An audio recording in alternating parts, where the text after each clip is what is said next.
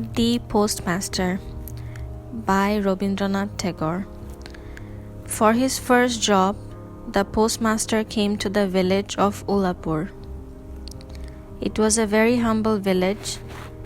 There was an indigo factory nearby, and the British manager had with much effort established a new post office. The postmaster was a Calcutta boy.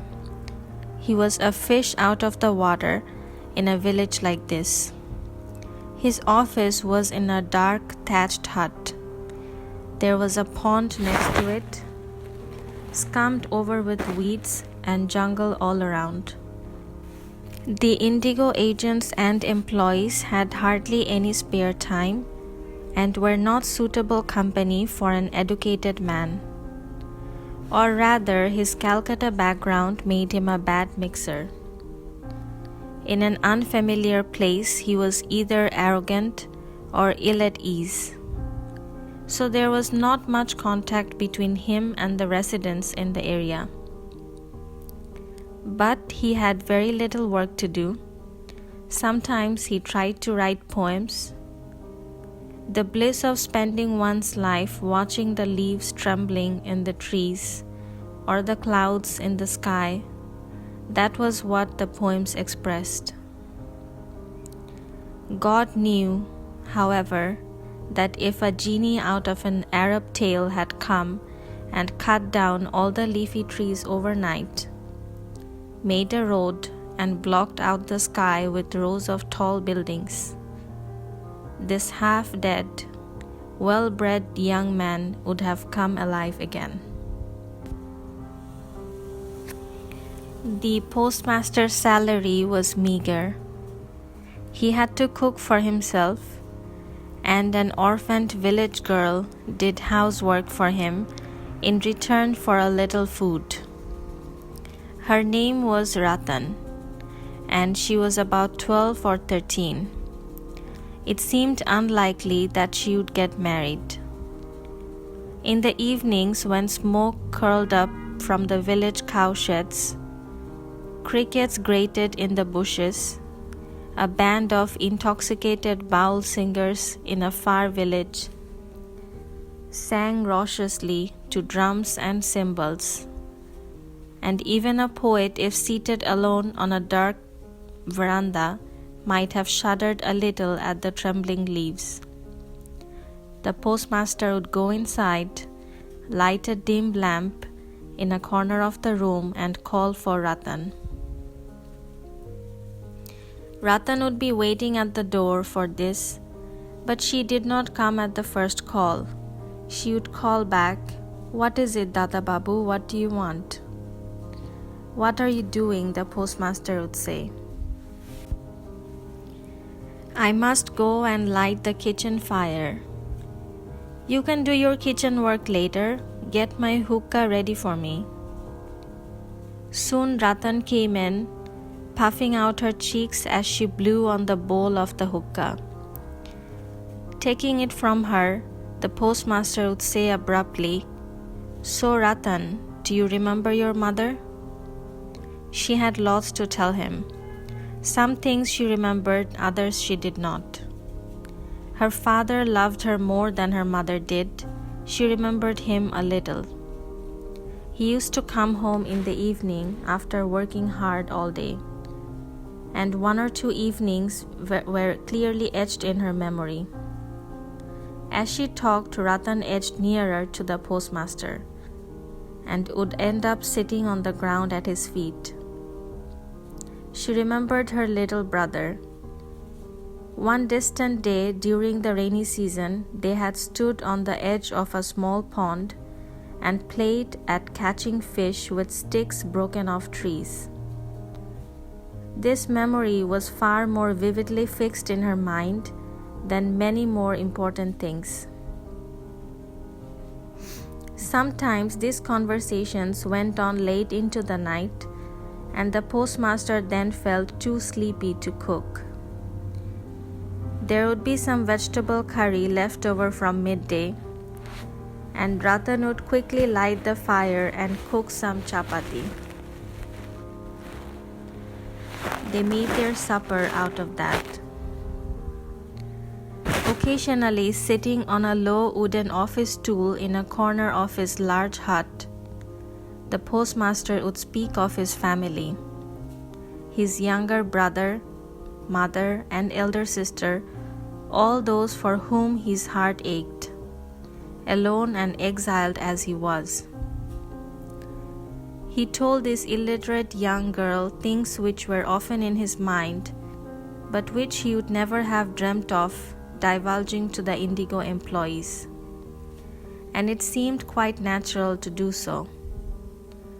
Eventually, Ratan referred to the postmaster family, his mother, sister, and brother, as if they were her own. She even formed affectionate imaginary pictures of them in her mind. It was a fine afternoon in the rainy season. The breeze was softly warm. There was a smell of sunshine on wet grass and leaves. Earth's breath, hot with fatigue, seemed to brush against the skin. A persistent bird cried out monotonously somewhere, making repeated and pathetic appeals at nature's midday darbar. The postmaster had hardly any work. Truly, the only things to look at were the smooth, shiny, rain-washed leaves quivering, the layers of sun-whitened, broken-up clouds left over from the rain. He watched and felt how it would be to have a close companion here, a human object for the heart's most intimate affections. Gradually it seemed that the bird was saying precisely this again and again, that in the afternoon shade and solitude the same meaning was in the rustle of the leaves. Few would believe or imagine that a poorly paid sub-postmaster in a small village could have such feelings in the deep, idle stillness of the afternoon. Sighing heavily, the postmaster called for Ratan. Ratan was at that moment stretched out under a guava tree, eating unripe guavas. At the sound of her master's call, she got up at once and ran to him. "Yes, Dada Babu, you called," she said breathlessly. "I'm going to teach you to read a little bit each day," said the postmaster. He taught her daily at midday from then on, starting with the vowels but quickly progressing to the consonants and conjuncts. During the month of Shravan, the rain was continuous. Ditches, pits, and channels filled to overflowing with water. The croaking of frogs and the patter of rain went on day and night. It was virtually impossible to get about on foot. One had to go to market by boat. One day it rained torrentially from dawn. The postmaster's pupil waited for a long time at the door, but when the usual call failed to come, she quietly entered the room with her bundle of books. She saw the postmaster lying on his bed. Thinking that he was resting, she began to tiptoe out again. Suddenly, she heard him call her. She turned around and quickly went up to him, saying, "Weren't you asleep, Dada Babu?" "I don't feel well," said the postmaster painfully. "Have a look, feel my forehead." He felt in need of comfort, ill and miserable as he was, in this isolated place, the rain pouring down. He remembered the touch on his forehead of soft hands, conch shell bangles. He wished his mother or sister were sitting here next to him, soothing his illness and loneliness with feminine tenderness. And his longings did not stay unfulfilled. The young girl Ratan was a young girl no longer. From that moment on, she took on the role of a mother, calling the doctor, giving him pills at the right time, staying awake at his bedside all night long, cooking him convalescent meals and saying 100 times, "Are you feeling a little bit better, Dada Babu?" Many days later, the postmaster got up from his bed, thin and weak. He had decided that enough was enough. Somehow, he would have to leave. He wrote at once to his head office in Calcutta, applying for a transfer because of the unhealthiness of the place. Released from nursing the postmaster, Ratan once again took up her normal place outside his door. But his call did not come for her as before. Sometimes she would peep in and see the postmaster sitting distractedly on his stool or lying on his bed. While she sat expecting his summons, he was anxiously awaiting a reply to his application. She sat outside the door going over her old lessons numerous times. She was terrified that if he suddenly summoned her again one day, the conjunct consonants would all be muddled up in her mind. Eventually, after several weeks, his call came again one evening. With eager heart, Ratan rushed into the room. "Did you call, Dada Babu?" she asked. "I'm leaving tomorrow, Ratan," said the postmaster. "Where are you going, Dada Babu?" "I'm going home." "When are you coming back?" "I shan't come back again." Ratan did not question him further. The postmaster himself told her that he had applied for a transfer, but his application had been rejected, so he was resigning from his post and returning home. For several minutes, neither of them spoke. The lamp flickered weakly through a hole in the crumbling thatched roof. Rainwater steadily dripped onto an earthenware dish. Ratan then went slowly out to the kitchen to make some chapati. She made them with none of her usual energy. No doubt her thoughts distracted her. When the postmaster had had his meal, she suddenly asked, "Dada Babu, will you take me home with you?" "How could I do that?" said the postmaster, laughing. He saw no need to explain to the girl why the idea was impossible. All night long, whether dreaming or awake, Ratan felt the postmaster's laugh ringing in her ears. How could I do that? When he rose at dawn, the postmaster saw that his bath water had been put out ready for him. He bathed according to his Calcutta habit, in water brought in a bucket.